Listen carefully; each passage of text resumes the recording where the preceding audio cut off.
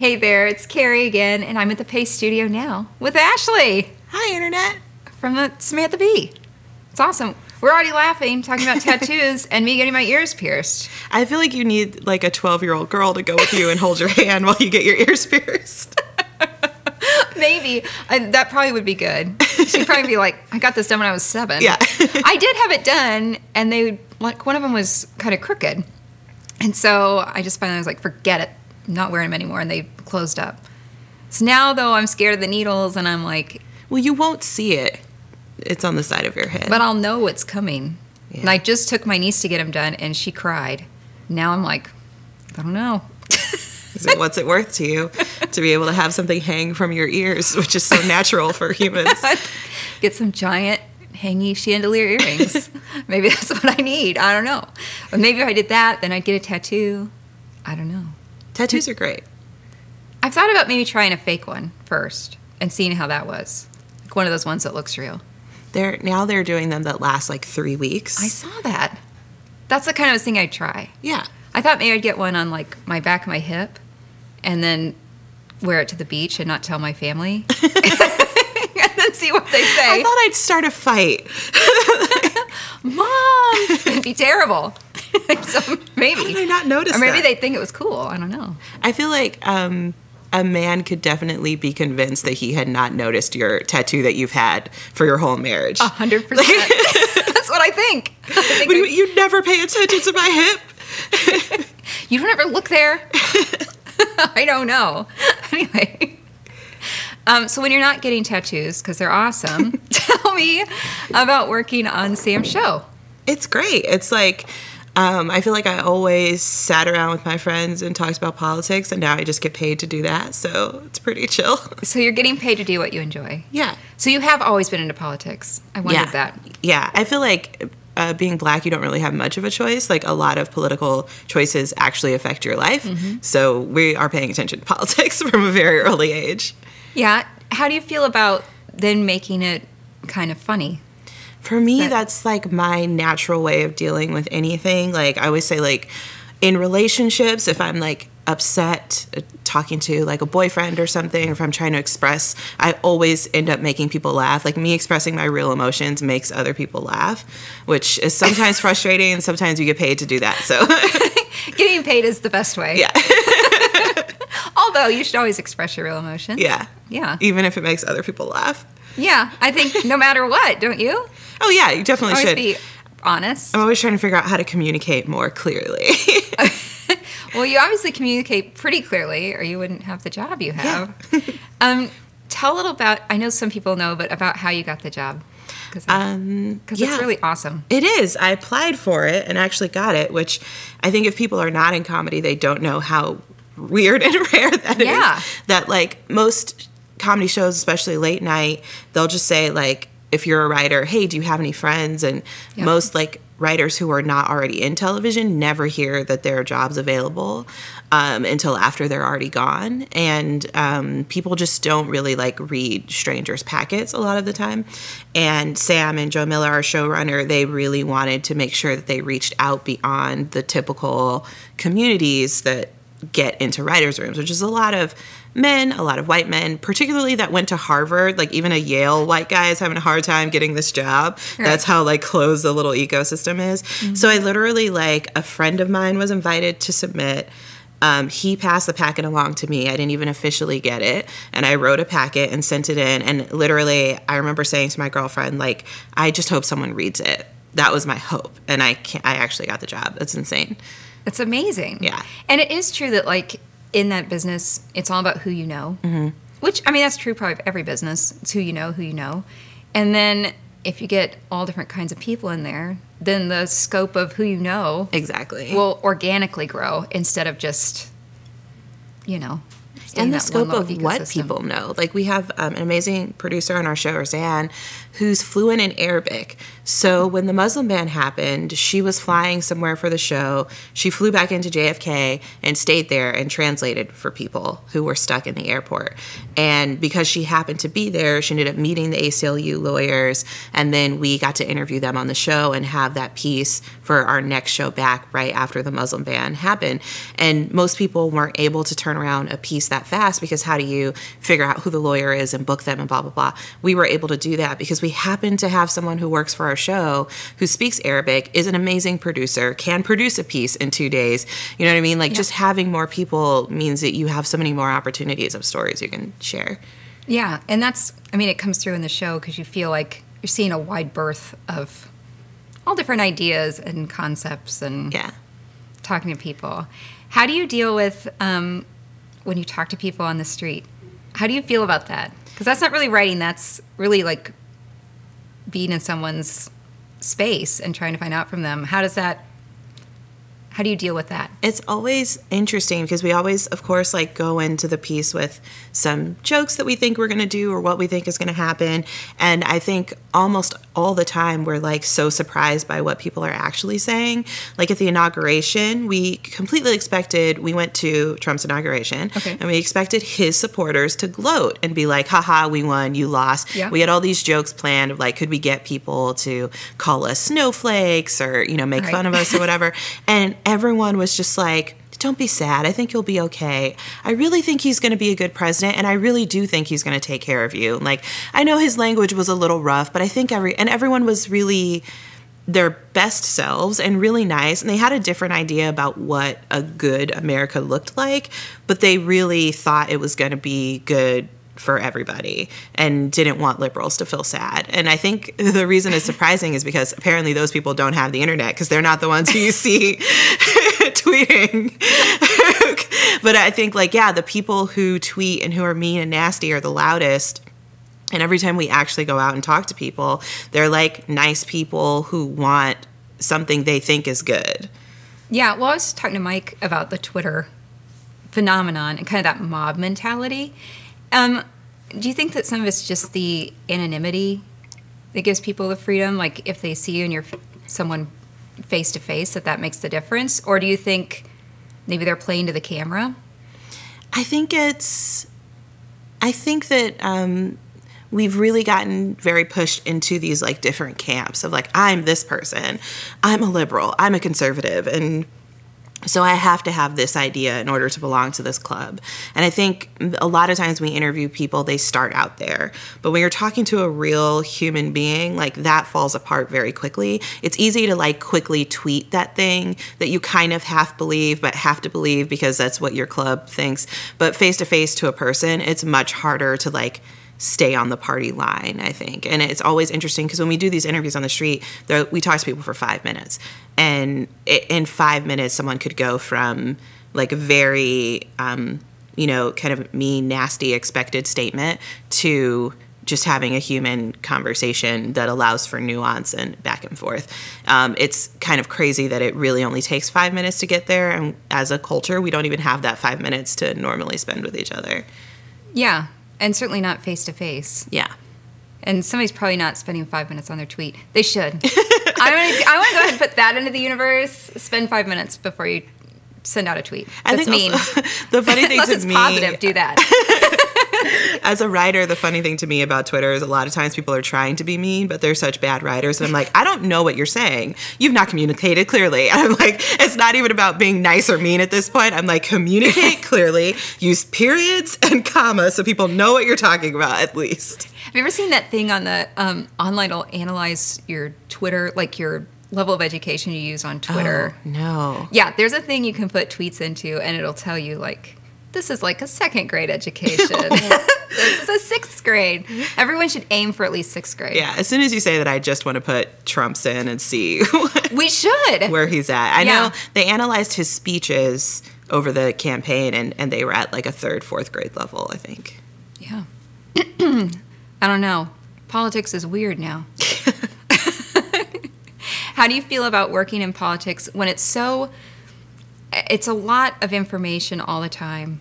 It's a lot of issues that people are upset about on both sides. I mean, I'd say that's across the board.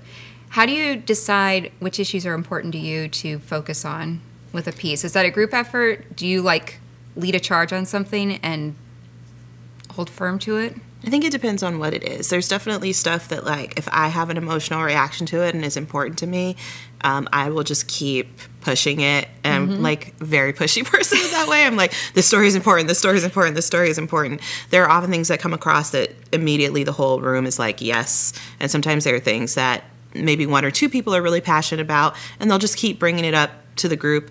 A lot of times, if you're pitching something and it's not immediately taking hold, it's just like not time yet. Or we have pieces that we watch. We've had pieces we've watched for a year, like waiting for this bill to come up in the State House so that it's relevant to talk about it. Like, it's a combination of like, what do you have a passion for? And then what's timely? And then I think about the audience, like, there are some things that are so crazy and so weird that even if they're not important, I'm like, if I turn on the TV today, do I feel like I expect to hear Samantha Bee at least comment on this crazy thing? Yeah. So what would be one that you were like, this has to happen, that you've done?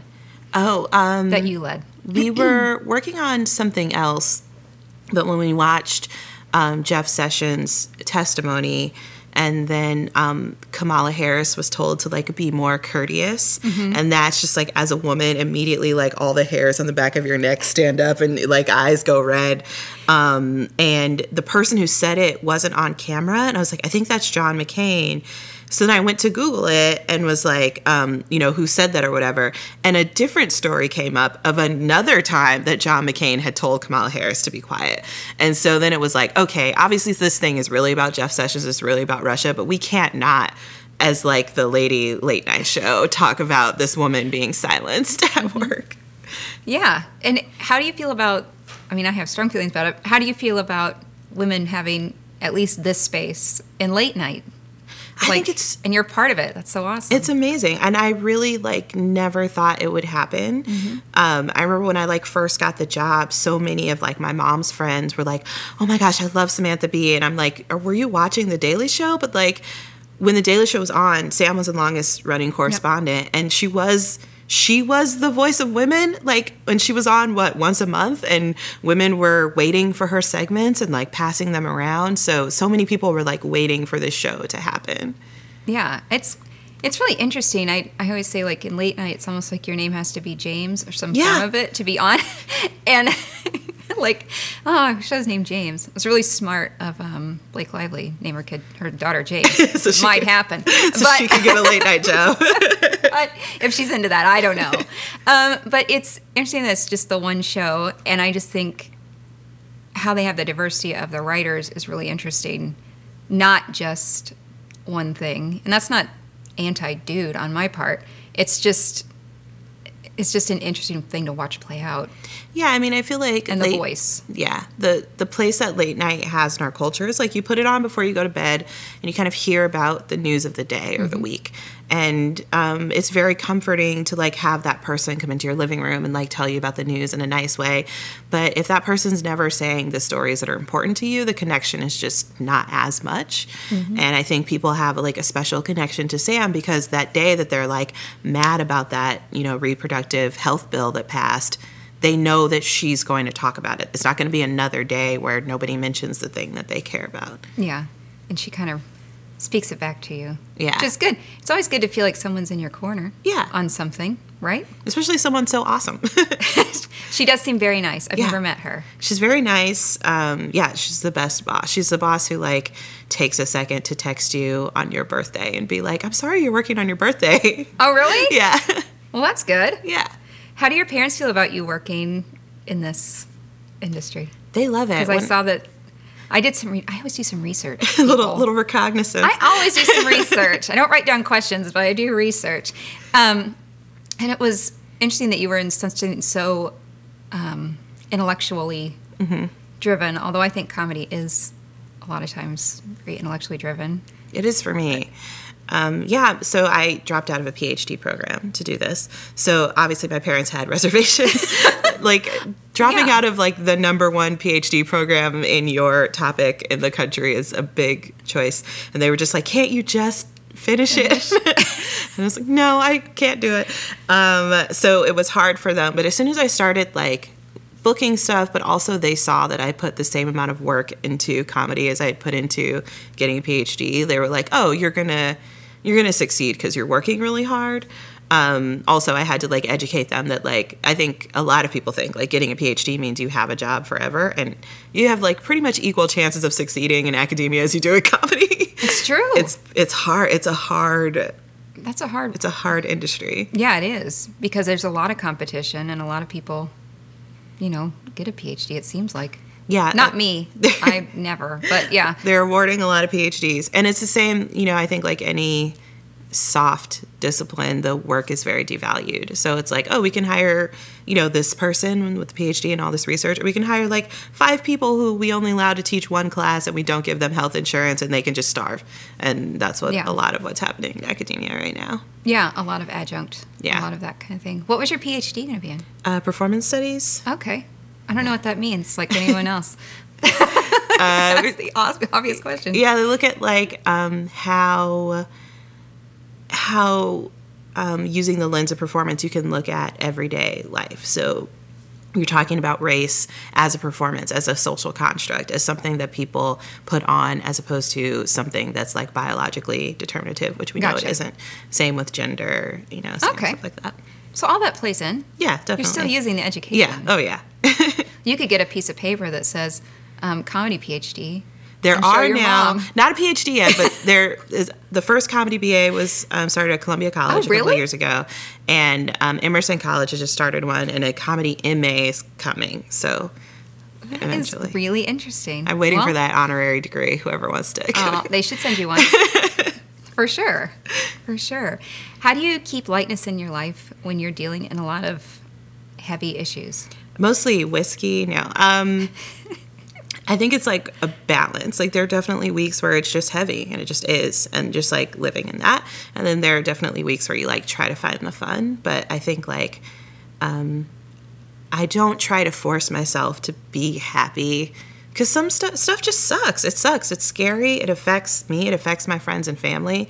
There are people in my life who are in danger in this moment of losing their health insurance. So I'm not going to like force myself to be chipper. Right. I'm just going to do what I can do. And what I can do is make jokes about it. And actually, we were just seeing today that like only 40% of people understand that the bill that's up for vote this week actually cuts Medicaid.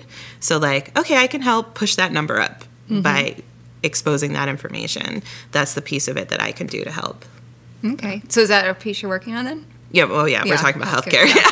Obviously. Yeah, normally I'm like, oh, we want to talk about what we're going to do, but I think people know we're going to talk about healthcare this week. I mean, I would assume. Yeah. So that makes a lot of sense. So for you, it's more about awareness sometimes. Yeah, I think like when we went to the Republican convention, that was my first time doing man on the streets, interviewing normal people. And I noticed, and this was like before fake news was really a story, but I noticed that like we just have 2 completely different sets of information, and people were quoting the same thing to me, which tells me, oh, you didn't individually come up with this idea, you heard it somewhere because everyone's saying the same sentence or the same thought or ideology. And some of those things were just straight out lies that like, and that was the first time I'd encountered, a lot of people are being lied to. And this was like right before we found out about Russia and the fake news and stuff like that. Right. And I was like, oh, you know what? It's very hard to have a democracy if we don't all have the same set of facts. And that's a really hard problem to solve, because people are so entrenched into their camp that they're like, I'm going to watch the news, that's for my camp. And I don't know that there's any way for the other camp to break in, and vice versa. Yeah. But like, I feel like the only thing that's going to save this democracy is that we all get on one page about what information is. So I know like a lot of conservatives do watch our show. A lot of conservatives are never going to watch our show, but I'm going to keep operating under the assumption that if we make something funny enough, they might watch it and then also find out that their Medicaid is getting cut. Like, just sneak that information in there. I mean, you do hope that people, like, I wish there was some way for people to be like, for it to be automatically fact checked, like everything that comes out, because it is a huge problem, and people like swirl these things around and they share them, and I think that's across the board political spectrum. That's not one or the other. Like, I wish it could go through some like automatic, this is truth. Yeah, because people just filter. deserve to know what's happening and, like, have whatever opinion you're going to have about it. It's fine. But, like, as a citizen, you deserve to know what is actually happening.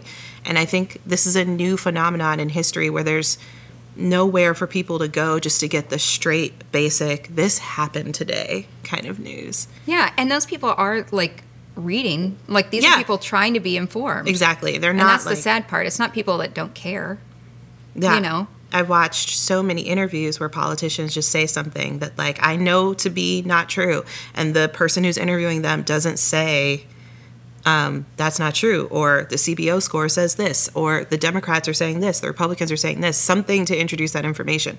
So someone who sits down and turns on their TV and is like, I'm going to be a good citizen, I'm going to inform myself today, and they hear a lie and no one contradicts it, they did their due diligence. Yep. They did their duty. Yeah, it's kind of it's a hard thing, though, to work through. Yeah, I mean, it's kind of unsolvable. Free to do whatever. It's also very silly that, like, comedians are trying to solve this problem. You know what? Though, anybody that's trying, I think that's major kudos, right? Because, like, anybody that's trying to do right and trying to help and trying to do their part, whatever that be, I think is important and awesome, right? Nothing wrong with that. It's good. Well, thanks so much for talking to me. Oh, thanks this for was having great. me. And I hope everybody watches the show. Yeah, watch They it. should. Find out what's happening to your healthcare. Yeah, healthcare in America. Being crappy for years. Anyway, thank you. Thank you. Bye.